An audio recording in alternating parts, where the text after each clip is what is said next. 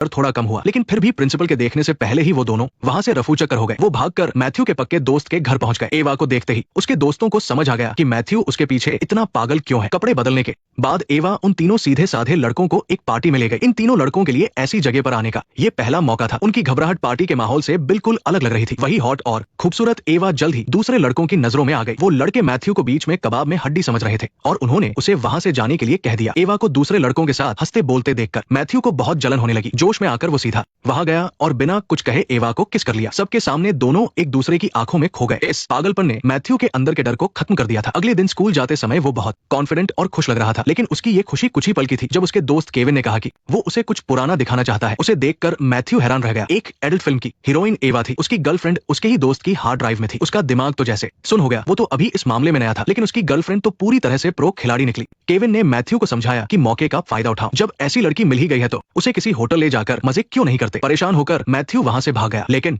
घर आते ही उसने देखा कि एवा उसकी माँ के साथ हंसकर बातें कर रही है। जब से उसे एवा के उस काम के बारे में पता चला था, मैथ्यू का उसे देखने का नजरिया ही बदल गया था। वो कुछ भी करती तो मैथ्यू को वही फिल्म वाले सीन याद आने लगते। आखिरकार वो एवा को एक सस्ते मोटल में ले गया। एवा तुरंत उसका मतलब समझ गई और बिना झिझक अपने कपड़े उतारने लगी। मैथ्यू घबराई हुई नजरों से उसे देख रहा था, जबकि उसने एक हॉट पोज दिया। जैसे जैसे उसकी शर्ट के बटन खुल रहे थे, जो नजारे सिर्फ स्क्रीन पर दिखते थे वो अब मैथ्यू के सामने थे। लेकिन मजे लेने से ज्यादा वो एवा से एक सवाल पूछना चाहता था। एवा गुस्से में होटल से चली गई। मैथ्यू को समझ नहीं आया कि उसने अपने काम के बारे में क्यों छुपाया था। एवा को ऐसे उदास होकर जाते हुए देखकर मैथ्यू बहुत बेचैन हो गया। आने वाले दिनों में उसका किसी भी काम में मन नहीं लग रहा था। काफी सोचने के बाद मैथ्यू को एहसास हुआ कि उस दिन उसने सही नहीं किया था, इसलिए उसने खुद जाकर एवा से बात करने की ठानी और माफी मांगी। अब उसके दिल में सिर्फ एवा ही थी। वो सारी कड़वाहट भुलाकर बस उसके साथ फिर से पहले जैसा होना चाहता था। लेकिन अपनी बात पूरी करने के बाद वो हैरान रह गया। एवा के कमरे में एक हट्टा कट्टा आदमी था। उसने मैथ्यू से कहा कि वो अभी जाए और उनकी बात बाद में होगी। मैथ्यू चुपचाप बाहर आ गया और मैक्स भी उसके पीछे पीछे आया। मैक्स ने मैथ्यू की तारीफ की कि उसकी बातें बहुत रोमांटिक थी। वो दोनों बात कर ही रहे थे कि एवा तैयार होकर बाहर आ गई। मैक्स ने मैथ्यू को भी उनके साथ चलने का ऑफर दिया। मैथ्यू तो यही चाहता था, लेकिन उसे क्या पता था कि वो जगह कितनी रंगीन होने वाली है। मैथ्यू डर के मारे अपना सिर भी नहीं उठा पा रहा था। बैठने के बाद मैक्स ने बताया कि वो एवा का प्रोड्यूसर है और साथ ही उसका एक्स बॉयफ्रेंड भी। खुद को सीधा साधा दिखाने से बचने के लिए मैथ्यू ने दिखावे के तौर पर मैक्स से एक सिगार मांग लिया। एवा को उसका ये नकली बैड बॉय वाला नाटक पसंद नहीं आया और वो वॉशरूम का बहाना बनाकर वहां से उठ गई। एवा के जाते ही मैक्स बिना किसी शर्म के मैथ्यू को एवा के तजुर्बे के बारे में बताने लगा। तभी मैथ्यू ने वहां उस अंकल को देखा जो अक्सर उनके घर आते थे। उसने तुरंत मुंह फेर लिया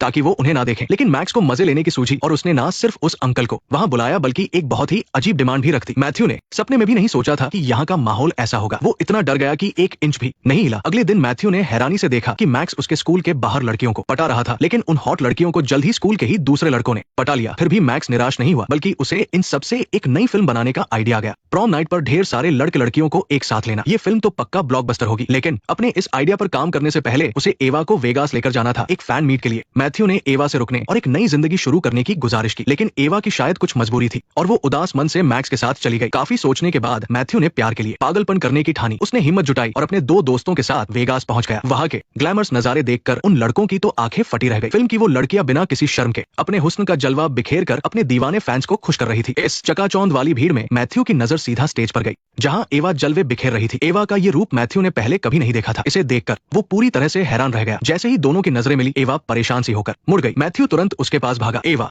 मैथ्यू की लगातार प्यार भरी बातों से शर्मा गई और जल्दी से स्टेज से उतर गई। लेकिन रास्ते में उन्हें मैक्स का कॉम्पिटिटर टोनी मिल गया। उसने सीधे एवा को अपने साथ काम करने का ऑफर दिया और एवा को समझाया कि उसके साथ आना ही सबसे सही फैसला होगा। मैक्स ने ये देखा और चुपचाप आकर उन दोनों के बीच खड़ा हो गया। ये देखकर टोनी समझदारी से वहां से चला गया। तभी मैक्स की नजर मैथ्यू पर पड़ी। मैक्स मैथ्यू को घसीटते हुए स्टोर रूम में ले गया। उसने अपना पहले वाला दोस्ताना रवैया छोड़ दिया था और वो मैथ्यू पर बुरी तरह चिल्लाने लगा। सीधे साधे मैथ्यू ने तो उसे अपना भाई मान लिया था, लेकिन मैक्स के लिए एवा सिर्फ एक पैसा कमाने की मशीन थी। वो किसी को भी अपनी कमाई के बीच में नहीं आने देना चाहता था। लेकिन मैथ्यू हार मानने वालों में से नहीं था। जब मैक्स एवा के साथ कोई डील कर रहा था, तब वो सीधे उनके पास पहुंच गया। मैथ्यू के जाने के बाद एवा ने उसकी छोड़ी हुई चीजें खोली। वो वही चीज थी जो उसने मैथ्यू को दी थी, उसका अपना पोर्ट्रेट जिसमें उसकी असली और मासूम झलक थी। एवा के मन में एक अजीब सी कशमकश चल रही थी। आखिरकार उसने अपने दिल की सुनी और वापस शहर लौट आई अपने प्यार के पास। उसे वापस देखकर मैथ्यू बहुत खुश हुआ और तुरंत उसे अपनी प्रॉम नाइट पर चलने के लिए पूछा। ये हर ग्रेजुएट के के लिए सबसे खास पल होता है। एवा हैरान भी थी और खुश भी। उसने तुरंत हाँ कर दी, लेकिन किसी ने सोचा नहीं था कि सैम मैथ्यू के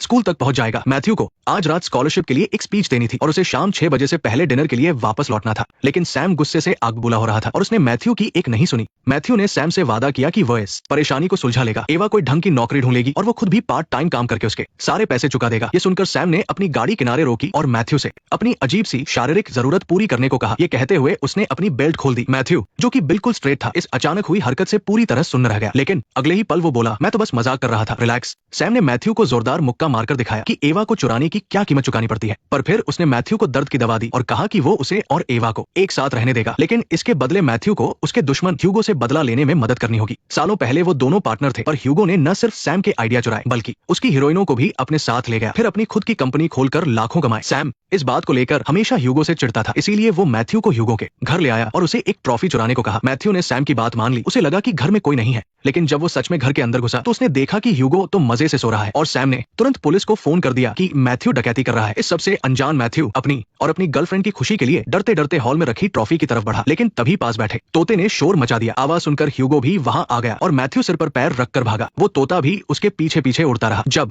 वो बड़ी मुश्किल से बाहर निकला तो उसने देखा कि सैम उसे मिडिल फिंगर दिखाकर गाड़ी भगा ले गया। तभी वहां सायरन बजाती हुई पुलिस आ गई। मैथ्यू को मजबूरी में ढलान से कूदना पड़ा और उसने अपने दोस्त को मदद के लिए बुलाया। दोस्त के आते ही वे लोग एवा को लेकर तुरंत डिनर के लिए निकल पड़े। एवा ने जैसे ही मैथ्यू को अजीब सी हालत में देखा, वो समझ गई कि सैम ने उसे कोई दर्द की दवा नहीं दी थी, बल्कि वो कोई नशा था जिसे खाकर वो इतना बेकाबू हो रहा था। और मैथ्यू को तो अभी स्पीच भी देनी थी। अगर वो इस हालत में गया तो सब कुछ बर्बाद हो जाएगा। जब तक वे लोग वहां पहुंचे सब लोग आ चुके थे। देखते ही देखते सब लोग मैथ्यू को घूरने लगे। वो नशे में धुत होकर सबको हेलो बोल रहा था और जरूरत से ज्यादा जोश में आकर अपने ही प्रतिद्वंदी को चूम लिया। थोड़ी ही देर में वो अजीब तरह से नाचने भी लगा। एवा तो बस यही मना रही थी कि काश वो इस बेवकूफ को न जानती हो, लेकिन हद तो तब हो गई जब उसने एक बूढ़े इंसान के साथ भी अजीब हरकत कर दी। उसने प्रिंसिपल तक से पंगा ले लिया। एवा ने उसे समझाने की कोशिश की कि खुद को थोड़ा काबू में रखे, लेकिन इससे पहले कि वो नॉर्मल हो पाता स्पीच कंपटीशन शुरू हो गया। बाकी के सारे अच्छे अच्छे बच्चे स्टेज पर पूरे कॉन्फिडेंस के साथ अपनी स्पीच दे रहे थे। उन्हें सुनकर ऑडियंस भी काफी इमोशन हो गई थी और एक मैथ्यू था जो नीचे बैठा बस पागलों की तरह हंस रहा था। जब मैथ्यू की बारी आई तो वो अपने कार्ड पर लिखे शब्द भी ठीक से नहीं पढ़ पा रहा था। जब उसे लगा कि वो बिल्कुल भी फोकस नहीं कर पा रहा है और स्क्रिप्ट से बोलना नामुमकिन है, तो मैथ्यू ने झटके से अपने हाथ से कार्ड फेंक दिया। मैथ्यू की इस दिल छू लेने वाली दमदार स्पीच के बाद चारों तरफ तालियां बजने लगी। खासतौर पर एवा उसकी इस सच्चाई और हिम्मत को देखकर पूरी तरह फिदा हो गई थी। भले ही आखिरी में स्कॉलरशिप मैथ्यू को नहीं मिली, लेकिन फिर भी आज रात का असली विनर वही था। आखिर उसने एवा का दिल जो जीत लिया था। फिर भी मैथ्यू अंदर से थोड़ा उदास था, लेकिन इसके बाद जो हुआ वो किसी असली बुरे सपने से कम नहीं था। सैम ने खुद को उसका फाइनेंशियल मैनेजर बताकर गरीब बच्चों के लिए जमा किए गए सारे फंड के पैसे ठग लिए थे। मैथ्यू को कॉलेज जाने के लिए बस इसी प्रोजेक्ट की उम्मीद थी। अगर वो इस पैसे की भरपाई नहीं कर पाया तो उसकी पूरी जिंदगी बर्बाद हो जाएगी। मैथ्यू को इस मुश्किल से निकालने के लिए एवा ने अपनी उन दो सहेलियों को बुलाया जिनके साथ वो फिल्में बनाती थी। वे ह्यूगो के पास गई और उससे कहा कि वो एक फिल्म प्रोड्यूस करे ताकि फिल्म बनाकर सैम के चुराए गए पैसों की भरपाई की जा सके। ह्यूगो से पैसे मिलने के बाद मैथ्यू अपनी प्रोडक्शन टीम के साथ पूरे स्वैग में प्रॉम नाइट में पहुंच गया। उनका प्लान था कि वो यहाँ एकदम असली लगने वाली एक फिल्म शूट करेंगे। वहाँ उन्होंने उन शरारती लड़कों को ढूंढा और उन्हें लीड रोल करने के लिए मनाने लगे। इस उम्र के लड़कों को वैसे भी नए नए एडवेंचर पसंद होते हैं। जैसे ही उन्होंने सुना कि उन्हें एक्ट्रेसेस के साथ काम करने का मौका मिल रहा है, उन्होंने तुरंत एक्साइटमेंट में हाँ कर दी। और जब उन लड़कों ने कमरे में उन लड़कियों को देखा तो उनकी आंखें फटी की फटी रह गई। एलेक्स, जो कि फिल्म का डायरेक्टर था, उसने टीम को अलग अलग लोकेशन पर ले जाकर खूब शूटिंग की, लेकिन जब असली इंटीमेट सीन शूट करने की बारी आई तो वो लड़का जो इतनी देर से उछल रहा था डर के मारे पीछे हट गया। अब ये रायता समेटने के लिए मजबूरी में मैथ्यू को आगे आना पड़ा। लेकिन जब सब कुछ तैयार हो गया तभी अचानक से स्कूल के डीन अंदर आ धमके। शुक्र है कि ये सब सिर्फ मैथ्यू का वहम था। जैसे ही उसने अपनी सारी हिम्मत जुटाई और सीन करने के लिए तैयार हुआ, उसकी नजर अपने हाथ पर पड़ी जहाँ एवा के लिपस्टिक का निशान था। ये देखकर उसने जो भी हिम्मत जुटाई थी वो सब धरी की धरी रह गई। उसने फिर से अपने कपड़े पहन लिए और तय किया कि चाहे कुछ भी हो जाए वो अपनी गर्लफ्रेंड को धोखा नहीं देगा। जब लगा कि उनकी सारी मेहनत बेकार होने वाली है तो ऐन मौके पर उसका दोस्त बॉब आगे आया और बोला कि वो अपने भाई के लिए ये कुर्बानी देने को तैयार है।